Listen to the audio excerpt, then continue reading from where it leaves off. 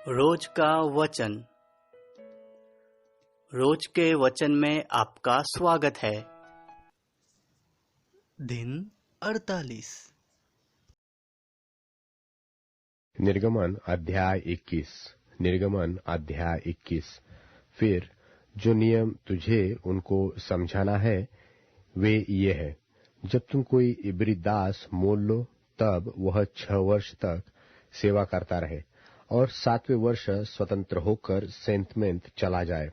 यदि वह अकेला आया हो तो अकेला ही चला जाए, और यदि पत्नी सहित आया हो तो उसके साथ उसकी पत्नी भी चली जाए।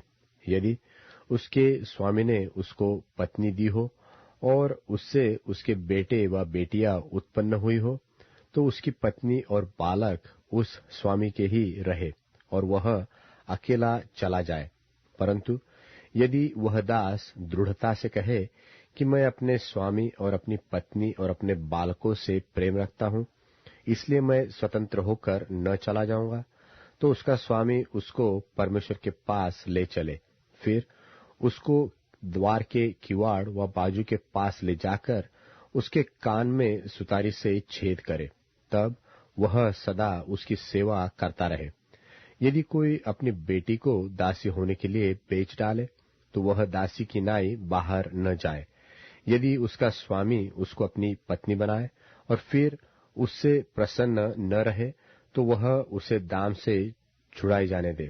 उसका विश्वासघात करने के बाद उसे ऊपरी लोगों के हाथ बेचने का उसको अधिकार न होगा। और यदि उसने उसे अपने बेटे को ब्याह दिया हो तो उसने उसे बेटी का सा व्यवहार करे, चाहे वह दूसरी पत्नी कर ले तो भी वह उसका भोजन, वस्त्र और संगति न घटाए। और यदि वह इन 3 बातों में घटी करे तो वह स्त्री सेंतमेंत बिना दाम चुकाए ही चली जाए।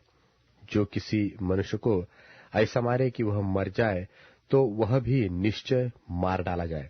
यदि वह उसकी घात में न बैठा हो और परमेश्वर की इच्छा ही से वह उसके हाथ में पड़ गया हो तो ऐसे मारने वाले के भागने के निमित्त में एक जगह, एक स्थान ठहराऊंगा जहां वह भाग जाए। परंतु यदि कोई ढिठाई से किसी पर चढ़ाई करके उसे छल से घात करे तो उसको मार डालने के लिए मेरी वेदी के पास से भी अलग ले जाना। जो अपने पिता व माता को मारे पीटे वह निश्चय मार डाला जाए। जो किसी मनुष्य को चुराए, चाहे उसे ले जाकर बेच डाले, चाहे वह उसके यहाँ पाया जाए तो वह भी निश्चय मार डाला जाए। जो अपने पिता व माता को श्राप दे वह भी निश्चय मार डाला जाए। यदि मनुष्य झगड़ते हो और एक दूसरे को पत्थर व मुक्के से ऐसा मारे कि वह मरे नहीं परंतु बिछौने पर पड़ा रहे, तो जब तक वह उठकर लाठी के सहारे से बाहर चलने फिरने लगे तब तक वह मारने वाला निर्दोष ठहरे। उस दशा में वह उसके पड़े रहने के समय की हानि को तो भर दे और उसको भला चंगा भी करा दे। यदि कोई अपने दास व दासी को सोटे से ऐसा मारे कि वह उसके मारने से मर जाए, तब तो उसको निश्चय दंड दिया जाए।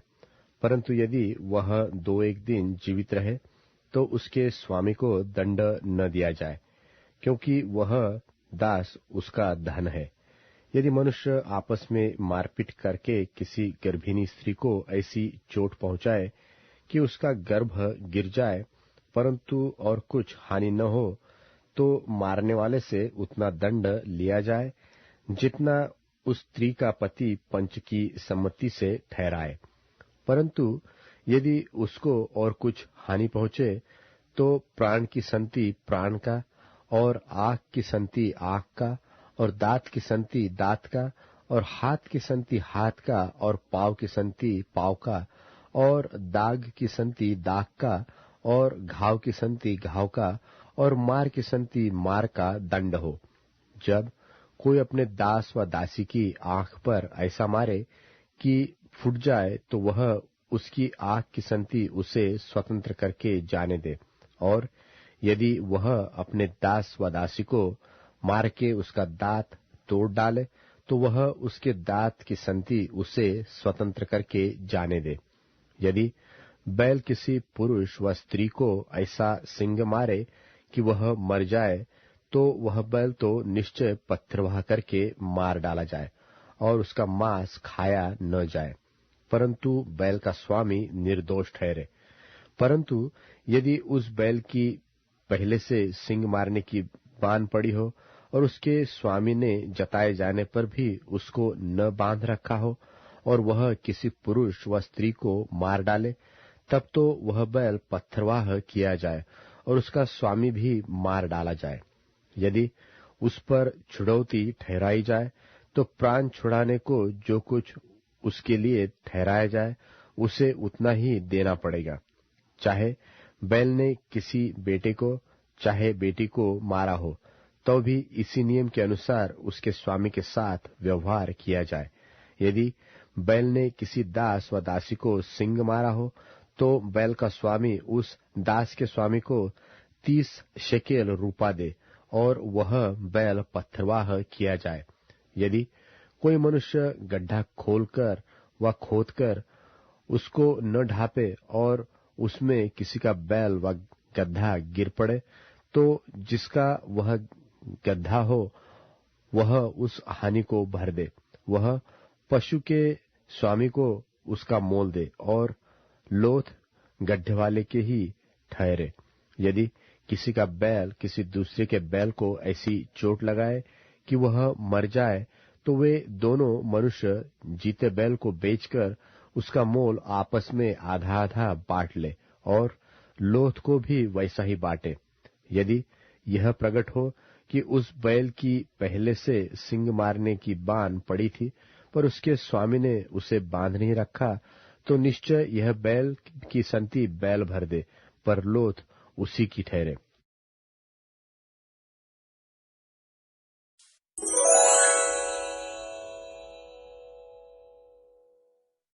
निर्गमन अध्याय 22। निर्गमन अध्याय 22। यदि कोई मनुष्य बैल व भेड़ व बकरी चुराकर उसका घात करे व बेच डाले, तो वह बैल की संति 5 बैल और भेड़ बकरी की संति 4 भेड़ बकरी भर दे। यदि चोर सेंध लगाते हुए पकड़ाया जाए और उस पर ऐसी मार पड़े कि वह मर जाए, तो उसके खून का दोष न लगे। यदि सूर्य निकल चुके तो उसके खून का दोष लगे। अवश्य है कि वह हानि को भर दे, और यदि उसके पास कुछ न हो तो वह चोरी के कारण बेच दिया जाए। यदि चुराया हुआ बैल व गदहा व भेड़ व बकरी उसके हाथ में जीवित पाई जाए, तो वह उसका दूना भर दे। यदि कोई अपने पशु से किसी का खेत व दाख की बारी चराए, अर्थात अपने पशु को ऐसा छोड़ दे कि वह पराये खेत को चर ले, तो वह अपने खेत की और अपनी दाख की बारी की उत्तम से उत्तम उपज में से उस हानि को भर दे। यदि कोई आग लगाए और वह कांटों में लग जाए और फूलों के ढेर व अनाज व खड़ा खेत जल जाए, तो जिसने आग जलाई हो वह निश्चय हानि को भर दे। यदि कोई दूसरे को रुपया व सामग्री की धरोहर धरे और वह उसके घर से चुराई जाए, तो यदि चोर पकड़ा जाए तो दूना उसी को भर देना पड़ेगा। और यदि चोर न पकड़ा जाए तो घर का स्वामी परमेश्वर के पास लाया जाए, कि निश्चय हो जाए कि उसने अपने भाई बंधु की संपत्ति पर हाथ लगाया है व नहीं। चाहे बैल, चाहे गधे, चाहे भेड़ व बकरी, चाहे वस्त्र, चाहे किसी प्रकार की ऐसी खोई हुई वस्तु के विषय अपराध क्यों न लगाया जाए, जिसे 2 जन अपनी अपनी कहते हो, तो दोनों का मुकदमा परमेश्वर के पास आए, और जिसको परमेश्वर दोषी ठहराए वह दूसरे को दूना भर दे। यदि कोई दूसरे को गदहा व बैल व भेड़ बकरी व कोई और पशु रखने के लिए सौंपे और किसी के बिना देखे वह मर जाए व चोट खाए व हाँक दिया जाए, तो उन दोनों के बीच यहोवा की शपथ खिलाई जाए कि मैंने इसकी संपत्ति पर हाथ नहीं लगाया।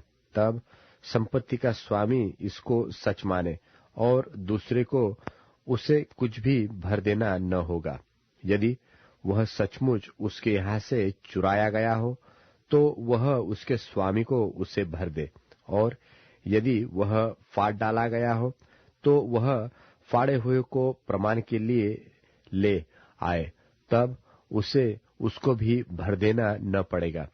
फिर यदि कोई दूसरे से पशु मांग लाए और उसके स्वामी के संग न रहते उसको चोट लगे वा वह मर जाए, तो वह निश्चय उसकी हानि भर दे।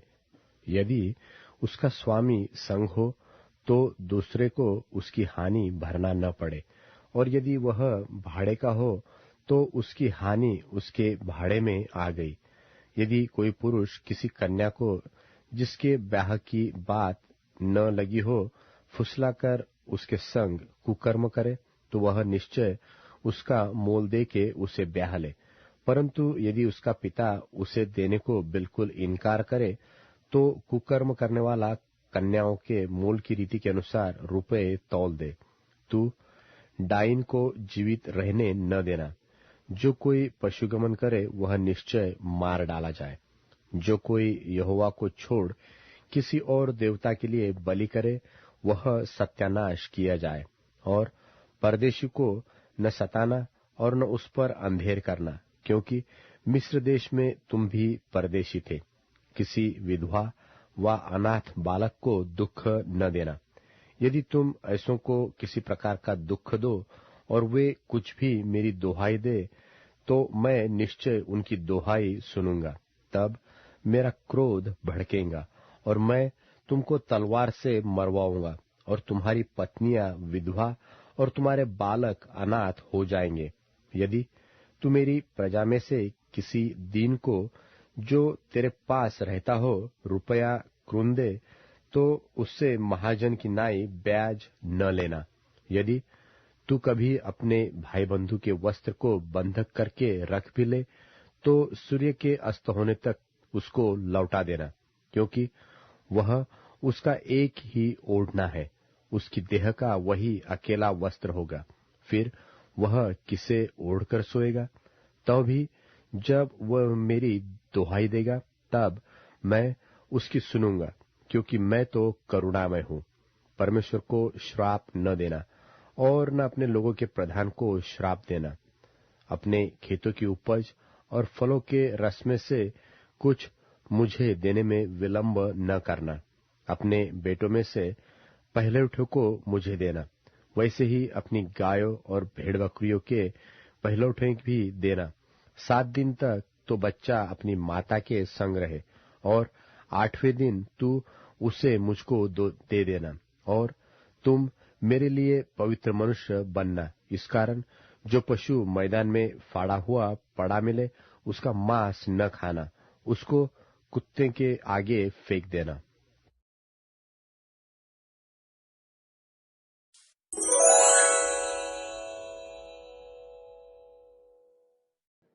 यूहन्ना के शिष्य और फरीसी उपवास करते थे, इसीलिए उन्होंने आकर यीशु से ये कहा, यूहन्ना के शिष्य और फरीसियों के शिष्य उपवास रखते हैं, लेकिन आपके शिष्य क्यों नहीं रखते? यीशु बोले, क्या बाराती कभी उपवास करेंगे जबकि दूल्हा उनके साथ है? कभी नहीं।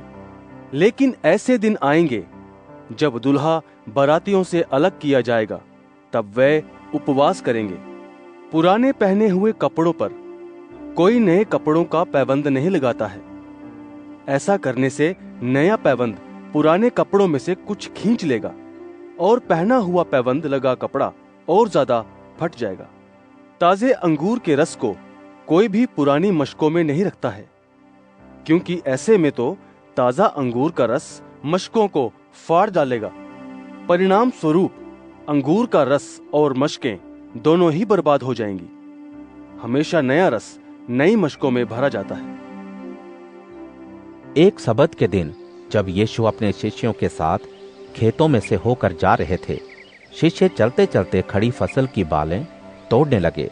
फरीसियों ने कहा, देखिए, सबत में जो करना जायज नहीं है, ये लोग वही कर रहे हैं।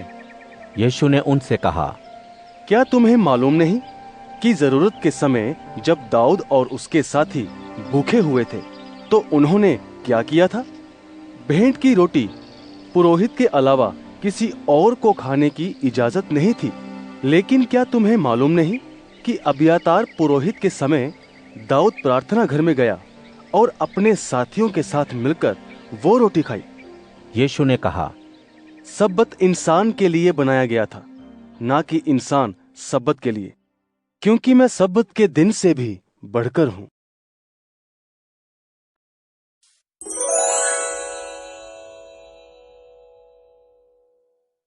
मरकुस अध्याय 3। यीशु जब फिर आराधनालय में गए तो उन्होंने एक सूखे हाथ वाले इंसान को देखा। फरीसी वहां ये देखने की फिराक में थे कि यीशु सब्त के दिन उसे स्वस्थ करते हैं कि नहीं। यीशु ने सूखे हाथ वाले आदमी से कहा, जरा बीच में तो आओ।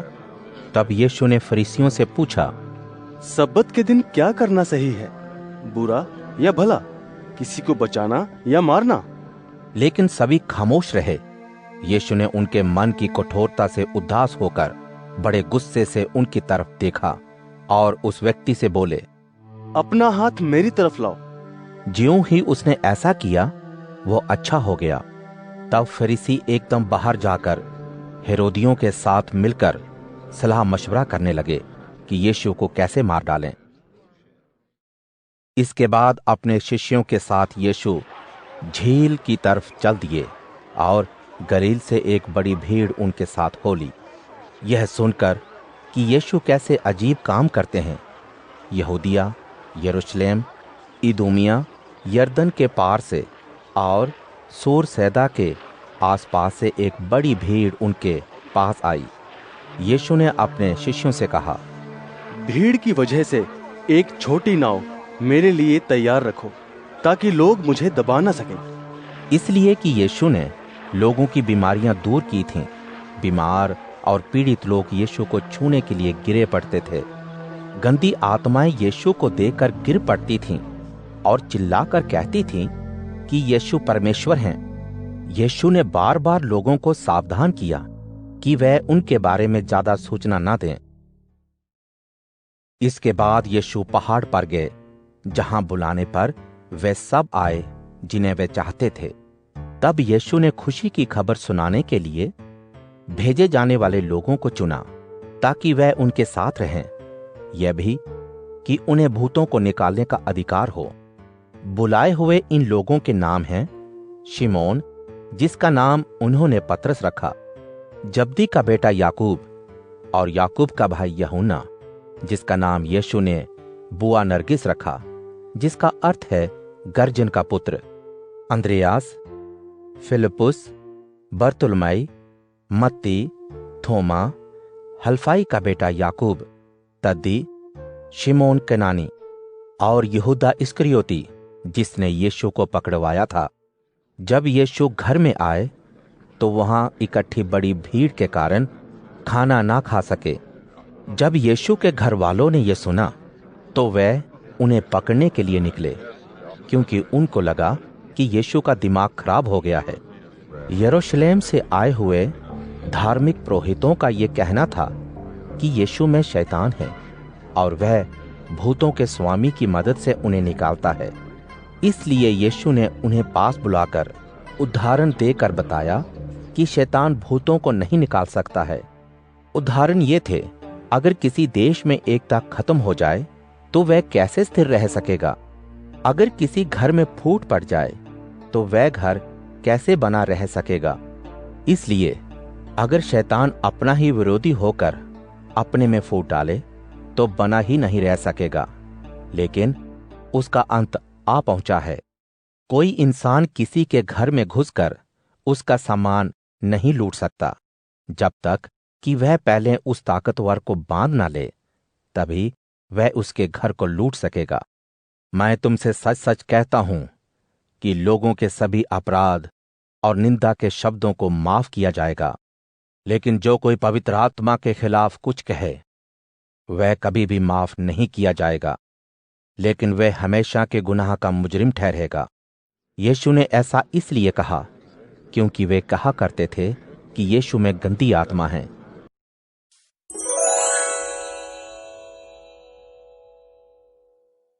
अध्याय 5। मेरे पुत्र, मेरी बुद्धि की बातों पर ध्यान दे, मेरी समझ की बातों की ओर कान दे, जिससे तू विवेक की निगरानी कर सके, तेरे ओंठ ज्ञान की रक्षा कर सकें। पराय स्त्री के ओंठों से मधु टपकता है, उसकी बातें चिकनी चुपड़ी होती हैं, किंतु उसके प्रेम का अंत चिरायते सा कड़ुआ और दुधारी तलवार जैसा पैना होता है। उसके पैर मृत्यु की ओर बढ़ते हैं, उसके कदम अधोलोक के मार्ग पर उठते हैं। वह जीवन मार्ग का अनुसरण नहीं करती, उसका आचरण चंचल है, परंतु वह इसे नहीं मानती। मेरे पुत्रों, अब मेरी बातें सुनो, मेरे मुख के शब्दों से मुंह न मोड़ो। पराई स्त्री से सदा दूर रहना, उसके घर के द्वार पर कदम भी मत रखना, अन्यथा तुम अपना मान सम्मान उसके हाथ में सौंप दोगे। उस निर्दय के पंजों में तुम्हारा जीवन फंस जाएगा। उसके दलाल तुम्हारी धन संपत्ति से अपना घर भरेंगे और यूं तुम्हारे परिश्रम की कमाई दूसरों के घर में चली जाएगी। जीवन की ढलती आयु में जब तुम्हारे शरीर का बल और त्वचा की ताजगी खत्म हो जाएगी, तब तुम केवल सिर धुनोगे और यह कहोगे, काश मैं अनुशासन से घृणा न करता, मेरा हृदय चेतावनियों को तुच्छ न समझता। मैंने अपने गुरुओं की शिक्षाओं को नहीं सुना, मैंने अपने शिक्षकों के उपदेशों पर ध्यान नहीं दिया, अतः मैं सर्वनाश के कगार पर पहुंच गया हूं। मैं एकत्रित जन समुदाय के मध्य दंड का पात्र ठहरा हूं।